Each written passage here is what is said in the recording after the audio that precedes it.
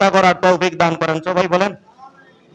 ওর ক্ষমতা দেখিয়ে আপনি মাথা নষ্ট করবেন না যে উনাকে আল্লাহ অনেক কিছু দিছে, রাতারাতি উনাকে আল্লাহ যদি ফকির বানাইয়া দেয় সময় লাগবে না।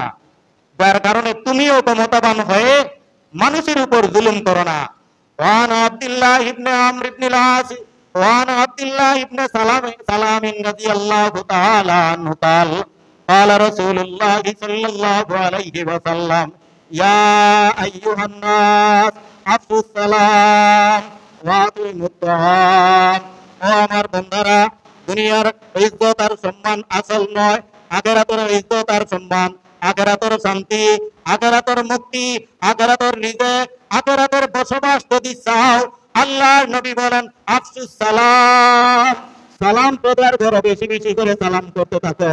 দুনিয়ার জীবনে শান্তির প্রদার যদি করতে থাকো, রব্বুল আলামিন দুনিয়াতেও শান্তি দিবেন, আখিরাতেও শান্তি দিবেন। ওয়া আতিমুত তাআম, তুমি যদি বেশি বেশি আল্লাহর কাছ থেকে রিজিক প্রার্থনা করতে চাও, তাহলে তার মাধ্যম হলো দুনিয়ার জীবনে অভাবীদেরকে রিজিক দান করো, গরিবদেরকে তুমি খাদ্য দান করো।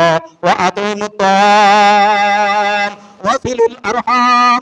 আর যদি তুমি দুনিয়ার জগতের মধ্যে তোমার ক্ষমতাবান হতে চাও, আর তুমি যদি তোমার অনুসারী বানাতে চাও, তুমি যদি দুনিয়ার জীবনে তোমার আত্মীয় স্বজন নিয়ে বলিয়ান থাকতে চাও, তাহলে তুমি তোমার আত্মীয় স্বজনের সাথে সুব্যবহার করো, সৎ ব্যবহার করো।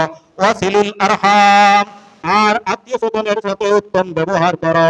ওয়াসাল্লু বিল্লাইলি ওয়ান নাসু নিয়াম, রব্বুল আলামিনকে যদি পেতে চাও, আল্লাহর কাছে যদি দরখাস্ত করতে চাও, তাহলে রাত নিশিতে যখন মানুষেরা ঘুমিয়ে থাকে তখন তুমি নামাজ পড়ো।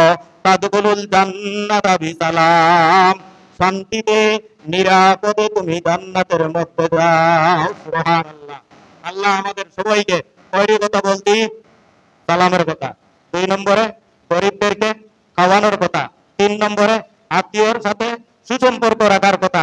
4 নম্বরে গোপনে নিশিরাতে আল্লাহর কাছে দরখাস্ত করা, নামাজ পড়িয়া প্রার্থনা করার কথা। আর 5 নম্বরে ডাইরেক্ট জান্নাতে ওয়াদা আল্লাহর নবী দান করেছেন। সুবহানাল্লাহ। আল্লাহ আমাদের সবাইকে ইসলামী জীবন যাপন করার তৌফিক দান করেন। আমিন।